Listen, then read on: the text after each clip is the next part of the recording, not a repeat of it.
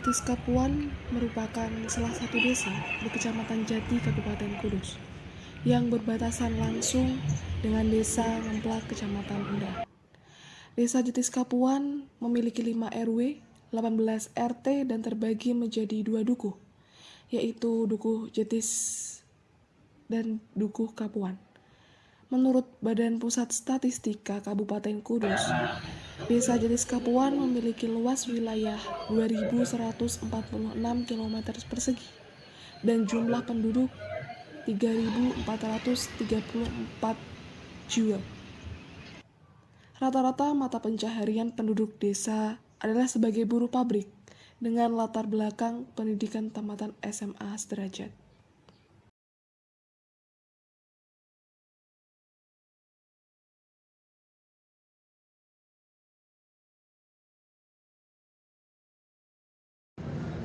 Kalau kondisi desa di tahun ini ya, kita bicara tahun ini, kebetulan di awal tahun kemarin desa kami mengalami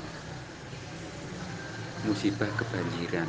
Yang kebanjiran itu dibanding dengan tahun kemarin itu lebih tinggi dan lebih besar dari tahun sebelumnya. Jadi otomatis aktivitas perekonomian pada saat banjir itu adalah tersendat dan terhalang, berimbas ke perekonomian di bulan-bulan ini. Karena apa? Bulan-bulan ini untuk Pak Tani memulai menanam padi. Ini baru proses menanam padi di bulan-bulan ini sampai bulan akhir ini. Terus di sektor perdagangan itu mengalami penurunan. Baik yang itu ada yang di bisnis perbengkelan, bisnis interior Gibson PVC, terus di bisnis desa kami banyak sekali toko-toko hasil bumi dan toko-toko perdagangan. Itu nek saya tanya itu mengalami penurunan omset karena daya beli masyarakat ini menurun. Itu karena ditunjang tadi dari Pak Tani juga baru proses untuk menanam padi. Biasanya kalau nanti panen, perekonomian merangkak naik. Terus dari sektor yang lain ya Mas ya, sektor industri ini juga mikro ini mengalami penurunan daya beli masyarakat ini mengalami penurunan. Saya tanya warung-warung nek kulo jajan, Ibu, Pak, keadaan ekonomi nganu Pak, produk menurun. Kalau tahu penyebab penurunannya apa? Lah kayak karena daya beli masyarakat ini kan menurun, ya. Sementara harga-harga itu mengalami inflasi atau kenaikan, sehingga yang dibelanjakan itu sing dibutuhke real untuk kebutuhan keluarga. Sing ora dibutuhke otomatis ditunda dulu. Termasuk ini mau masuk sekolah kan. Ini dibutuhkan anak mau sekolah. Katakanlah kita mau beli ibarat itu sarung lah. Terus gosek lagi nyekolah anak gosek. Gue nek bar nyekolah anak gosek kita tak tuku sarung, tak tuku baju. Dan kebutuhan sehari-hari ini yang berjalan terus. Otomatis kebutuhan yang sekunder ditunda dulu. Jadi mayoritas profesinya di sini itu petani. Ya kalau di sini kalau dari data dari profil desa itu yang pertama adalah buruh atau karyawan. Dari warga kami banyak yang kerja di PT Jarum, PT Noyorono, dan di pabrik-pabrik di sekitaran Kudus. Yang kedua adalah petani. Yang ketiga ya orang sing dadi pegawai perangkat desa, termasuk sebelah saya ini Pak Kadus. Jadi buruh atau karyawan yang terbanyak. Kalau petani ini hanya sekian persen karena sing makno saya ini adalah petani, tidak punya pekerjaan yang lain. Itu tidak ada 100 personil, tidak ada. Jadi kerja aku terus tani, ikut tok orang digawen liya, itu namanya petani. Itu tidak ada 100 orang. Yang lainnya adalah kerja di perusahaan, terus sampai nyambi tani. Contohnya kayak bapak Mbak Deli ini kan kadus sampai tani, aku sampai tani, Pak Kadus tahu tani. Jadi pekerjaannya tidak tani saja. Kalau petani saja, dia tidak punya pekerjaan lain selain menjadi petani. Jadi petani itu hanya pekerjaan sampingan. Ada yang warga kita yang menjadi petani, tapi tidak ada 100%. Jadi gaweane petani tok, orang digawean dia. Contohnya kayak Pak Sukari ini petani tok.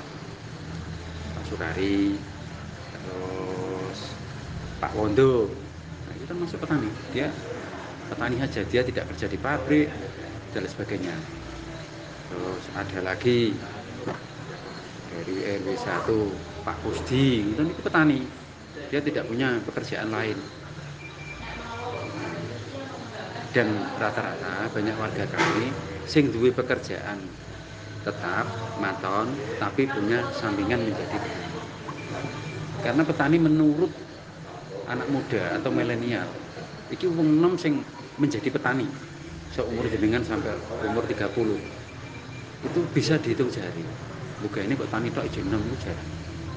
Karena apa? Petani ini belum bisa menjanjikan sebuah perekonomian yang stabil. Beda nek kerja di perusahaan, di pabrik. Wis ibarate aku anggere mangan kerja, mesti bayaran bulanan. Soalnya perangkat desa kayak Mas Firsa ngene iki anggere ngantor ya bulanan. Pabrik juga begitu. Wong nyonton, wong batil, karyawan di jarum anggere mangkat pulang dapat bayaran. Nek petani belum tentu. Nek gagal panen tidak dapat bayaran, malah merugi. Gitu. Kalau boleh tahu sumber dana desa itu apa saja, Pak? Kalau yang tetap itu kan ada anggaran dari pemerintah. Ya. Apakah ada yang lain? Maksudnya pribadi Sumber contohnya kayak Desa Rahtawu itu kan desa wisata. Jadi dia tuh mematok harga tiket. Jadi tiketnya itu menjadi pemasukan. Oh gini, ini kami jelaskan ya. Seperti Rahtawu itu kan sebagai pilot project desa wisata. Jadi desa wisata itu ada kriteria khusus dari Dinas Kebudayaan dan Pariwisata. Jadi ada grade yang dinamakan desa wisata itu ada grade 1, 2, 3, 4, 5, 6. Dan itu kenapa kok desa Rahtawu itu apabila kita ke sana dikenakan restribusi. Itu desa itu punya perdes tentang restribusi wisata. Sedangkan kalau desa jenis Kapuan ini memang bukan kategori desa wisata. Makanya ono wong mancing, ono wong jolo, ono jedes tidak ada yang dipungut distribusi. Nek di Kudus itu yang desa wisata termasuk Lorong Kulon. Lorong Kulon itu desa wisata. Terus Rahtawu, Kandang Mas, kemana lagi, pokoknya banyak sekali yang kriteria itu.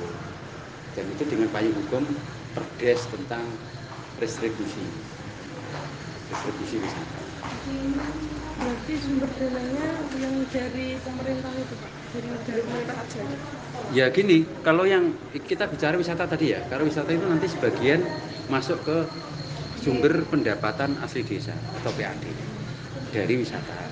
Kalau seperti dana desa ini di seluruh Indonesia itu berbeda-beda jumlahnya.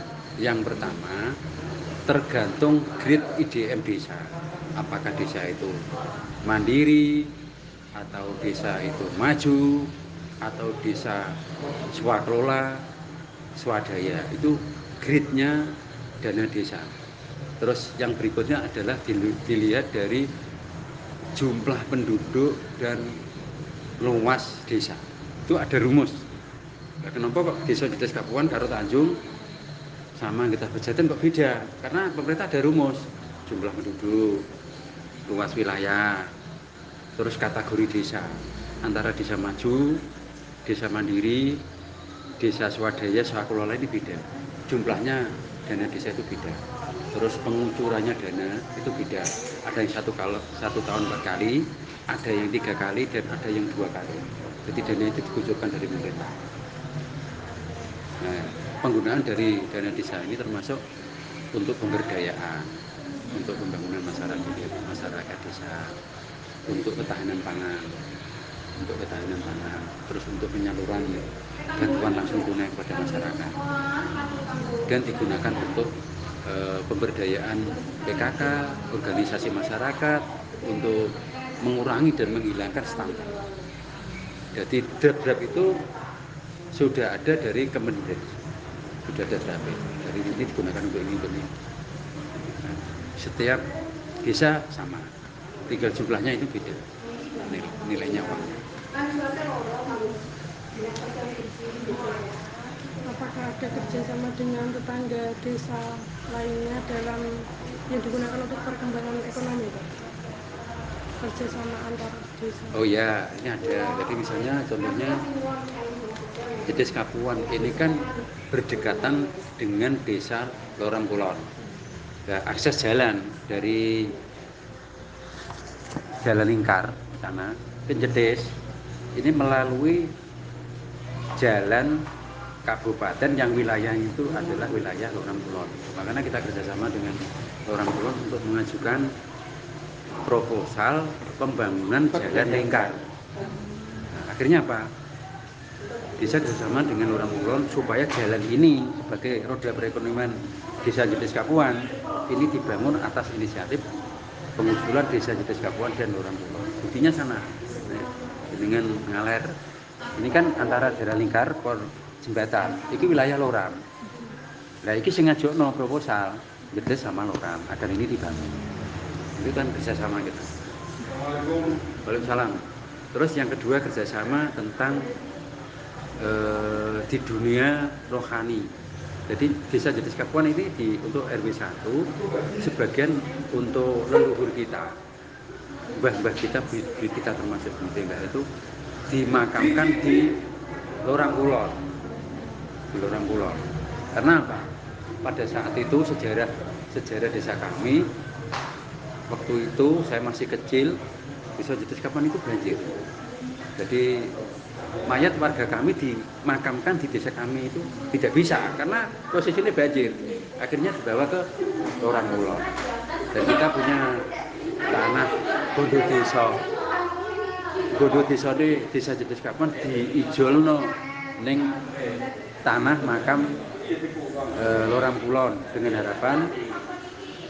Dan waktu itu ada perjanjian khusus warga Desa Jedes Kapuan terutama di RW 1 boleh dimakamkan di Lorang Kulon, yaitu makam patriarki. Buktinya apa? Bukti sejarahnya nenek moyang saya sudah ada di situ. Itu kerjasama desa. Jadi sama Lorang Kulon aja. Lorang Kulon. Juga Tanjung Karang juga. Jadi ada warga kami juga ada yang di Tanjung Karang di makam, terutama di sebelah sini ya. Sebelah sini banyak yang dimakamkan. Terus kerjasama yang lain, nah kita mengalami banjir karena desa kita ini termasuk tahun kemarin yang tidak kebanjiran hanya di sekitar Balai Desa. Nah ini kita kerjasama dengan pemerintah desa Utas Pejaten, Lorang Kulon. Warga kami kita bawa ke sana. Kita mengungsi di sana dengan permisi dengan pemerintah desa. Sekitar 200 sekian kakak. Kita hijrah ke sana sampai 10 hari. Berani Pak Badri bukan mengungsi. Kula ngungsi, Pak. Di Sing Lorang. ngungsi. Pak Erto Kondo. Mbak Rizka, ya, Mbak Rizka. Untuk fasilitas desa, Pak, untuk pemberdayaan masyarakat, apakah ada fasilitas desa? Pemberdayaan masyarakat ya, kalau pemberdayaan masyarakat juga pembangunan di bidang olahraga gitu. Ini ada lapangan sepak bola yang sudah siap bisa digunakan untuk warga masyarakat. Lapangan sepak bola, lapangan badminton, lapangan voli ya. lain Wiki Desa. Di sini sama BPKK bisa digunakan untuk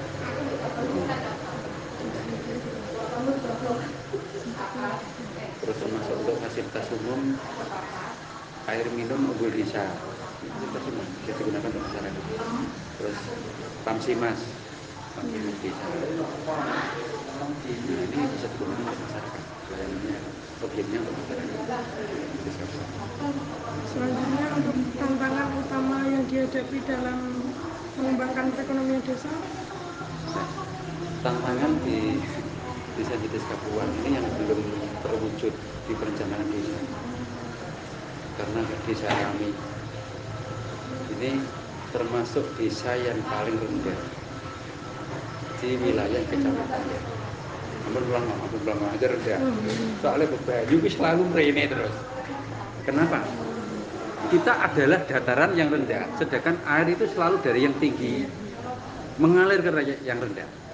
Kami punya cita-cita, punya usulan bahwa untuk tanggul di Desa Jetis Kapuan itu kita kelilingi yang besar untuk nambahi Desa Jetis Kapuan.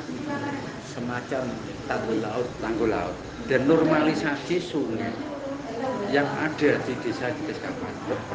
Pertama pembuatan tanggul, normalisasi sungai, terus pompanisasi rumah pompa. Karena dan kerjasama dengan desa lain seperti Jatiwetan ini dibikin kolam retensi yang dananya dari APBN 350 miliar. Ini nanti insya Allah akan berdampak dari Desa Jetis Kapuan. Biasanya Desa Jetis Kapuan airnya sampai 1 bulan, insya Allah nanti 2-3 hari. Karena air dari kota dari sini nanti akan ke kolam retensi Jatiwetan dan lalu nanti akan begitu air penuh nanti akan sedot dibuang ke Sungai Wulang. Kalau yang ke timur sampai ke Laut Jawa ke Juwana. Perjalanannya terlalu jauh, 47 kilo. Kalau yang sini sampai ke Tanggulangin atau Tanjung Kali itu kan tidak sampai 5. Bahkan dari desa kami, warga desa kami, sing merasa untuk menghindari banjir.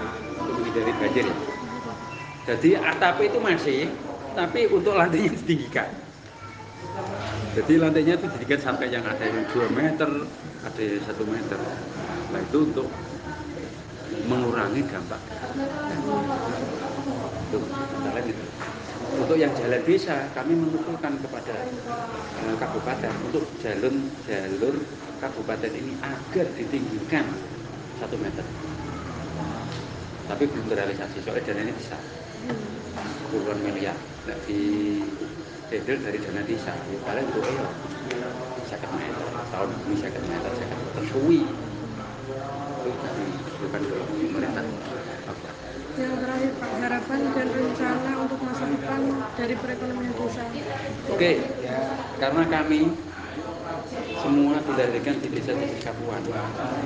Ada kata bijak mengatakan cinta desa adalah sebagian dari iman. Nah, biasanya orang-orang mengatakan cinta tanah air sebagian dari iman. Kita tambahi cinta desa sebagian dari iman. Artinya bahwa walaupun desa kami seperti ini, kami tetap cinta. Kami tetap bahwa alamatnya mana? Bariska, ya kudu muni Jetis Kapuan, aja muni alamatnya Bariska mana Jati, sebelum Jetis Kapuan. Nah, ini harapan kami ini masyarakat Desa Jetis Kapuan tetap mencintai Desa Jetis Kapuan dan gotong royong secara kekeluargaan kami mengimbau pada masyarakat untuk pemberdayaan masyarakat meningkat itu loh, rumahnya yang rendah ya ditinggikan, ini ada uangnya dan kita berharap ada dari dana APBN, APBD untuk ikut mengurangi dampak banjir yang ada di Desa Jetis Kapuan. Karena apa? Biayanya sangat tinggi. Kira-kira dicawisi di 50 miliar. Dan juga dari warga kami, ojo ngasih patah semangat jadi warga Desa Jetis Kapuan, termasuk Mbak Rizka. Memang Jetis Kapuan, malah menjati sebelum Jetis Kapuan. Ini salah satu bentuk kecintaan dengan bisa saja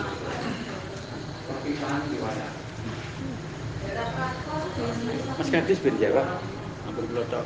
Ya, seiring dengan berjalannya waktu, rencana dari pemerintah pusat untuk membangun sebuah waduk retensi lah di daerah Jatiwetan dan Tanjung Demak, semoga saja bisa meningkatkan perekonomian desa Jatiskapan melalui sektor pertanian.